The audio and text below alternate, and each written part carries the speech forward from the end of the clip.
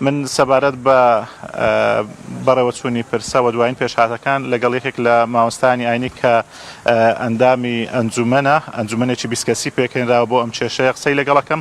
مامۆستا سڵاوتان لێبێتن، ئەنجومەنەکەی ئێوە چ بڕیاری داوە و دوایین زانیاریەکان چین؟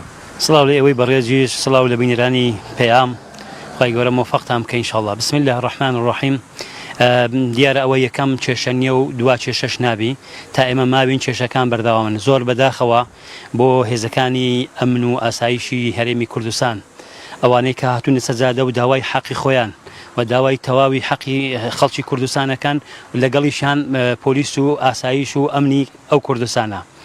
بەداخەوە لە کوردستان ئەوەی ئەمە دەبینین نەموچەیە کە زیاتر لە 75 ڕۆژ تێپەڕیوە موچە نەهاتووە، ئاو نییە، کارەبا نییە، ئەوانە داوای ڕۆناکایی ئەکەن. کوردستانێک پڕ لە خێر و بێر، کوردستانێک پڕ لە هەمووشت، هیچ شتێکمان نییە، نە غازە، نە بەنزینە، نە کارەبایە، نە ئاوە، نەموچەیە. زۆر بەداخەوە بۆ سەرکردەکانی کورد کە لە کوردستان شرمەزاریە بۆوان، دەبی زوو خۆیان تەسمیل بکربایە و کەسێکی شایستان لە شوێنی خۆیان دانابایە.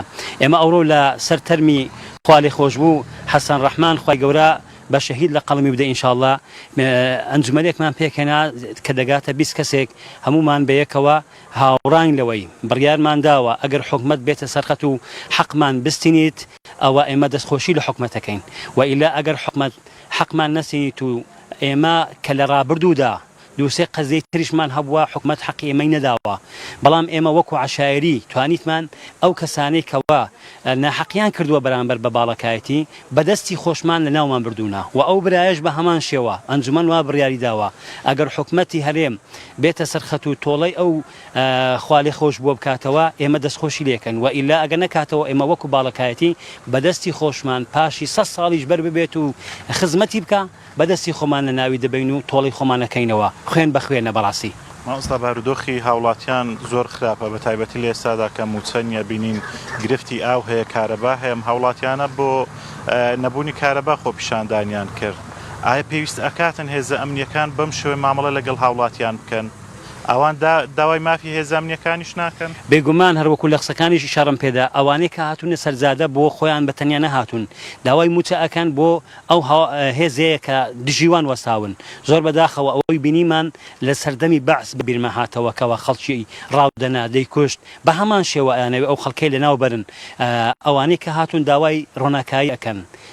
زۆر بەداخەوە شەرمەزاریە بۆ سەرۆکانی حکومەت و پەرلەمان و ئیلە ئاخیریه. دوای 34 ساڵ ڕۆناکاییمان نەبی لە وڵاتە، دوای 34 ساڵ نەوتی خۆماڵیمان نەبی کە وەکو عێراقدا بەشەکرێ، دوای 34 ساڵ زیاتر موچەمان لە کاتی خۆی نەبی. یعنی بەڕاستی شەرمەزاریە، ئەبێ ئەوانە دەست بەجێ ئیستیقالە بنووسن و خەڵکی شاو بتە شوێنی وان. زۆر سپاس مامۆستا حەشم ڕوستایی ئەندامی ئەنجومەن کە لەگەڵمان بووی، زۆر سپاس دەکەین. بەڵێ کاکارێز، من ئەمەوێتن یەکێک لە هاوڵاتیانی تر لە گوندی سەرنەوە سوەر بگرم. کاک نەبەز، سڵاوت لێبێتن. ئێوە داواکاری چیتان هەبوو لە ڕۆژانی ڕابردوو بۆ بەو شێوە مامەڵە لەگەڵ هاوڵاتیانی سنووری ناحیەی وەرتێکرا؟ وەڵا سەرەتا بەخێر بێن، زۆر بەداخەوە ئەمە داواکاریەکەمان ئاداواکارێکی ڕەوا ئاشتیانە بوو، خۆپیشاندانمان کرد بوو ڕۆژ پێش. ئێستا بە ئاشتیانە چوین لە پردی حافیز داوای مافی خۆمان کرد کە هاتنەوەی کارەبا لە 24 کاتژمێردا 3 کاتژمێر کارەبامان هەبوو. دواتر چوین ناحیە لەگە هەواڵان کە یەک لەوان ئەو کاک حەسەنی خۆمان کە ئێستا تێدا شەهید بوو، چوین یاداشتێکماندا بە بەڕێوەبەرایەتی ناحیە و بەڵێنی چارەسەرکردنی کارەبایان پێداین. هەم ئێوارەکەش بەڵێنیاندا بوو کە کارەبا کێشەی و کۆتایی هاتە و چارەسەر بووە. 2 ساعت و نیو کارەبا هاتەوە و وژایەوە. دیسان بەهۆی گەرما و نەبوونی موچە و کاک حەسەنی ژێک لەو کەسانە بووە کە صاحب 2 هاوژین بوو، وەلا ئەسڵ دینارێک لە بەرکەیدا نەبوو. ئەو سەختی ماڵ و منداڵیشی لەسەر بوو بەڕاستی بەداخەوە کە شەو چون لە خۆپیشاندانە، بەڵام زۆر بە بێڕوحمان و بە بێویزانە شەیدیان کرد، وەک ئەوەی وایە کە پێشتر بەرنامەی بۆ داڕێژراوی.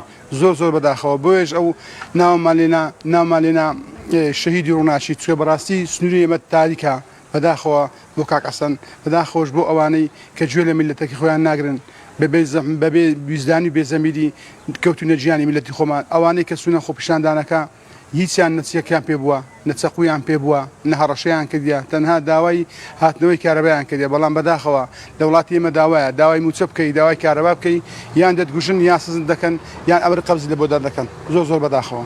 زۆر سپاس کاک نەبەز کە لەگەڵمان، سپاس بۆ زانیاریەکان.